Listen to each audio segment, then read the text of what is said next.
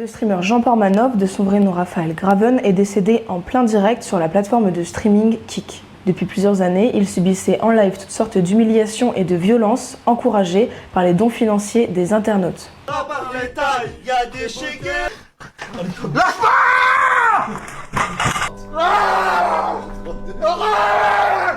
Ce que vous venez de voir, c'est ce que l'on pouvait visionner sur la chaîne française la plus suivie de cette plateforme, avec 160 000 abonnés. Chaque soir, ces contenus où règne la violence réunissent près de 15 000 personnes et génèrent d'importantes sommes d'argent. Dans ces directs, on comptait 4 acteurs principaux, Safine, Naruto, JP et Koudou.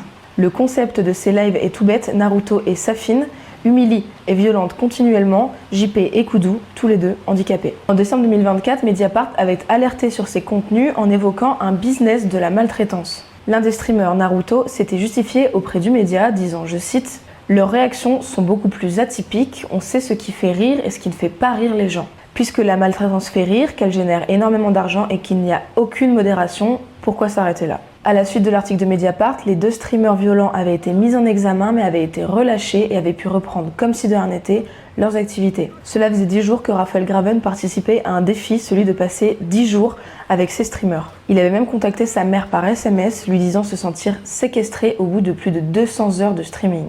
3 jours avant le décès de Raphaël Graven, le streamer Naruto s'était emparé de son téléphone et avait lu cette conversation. Voici ce qu'il avait dit. T'as jamais eu une meilleure mine que ça, fils de pute.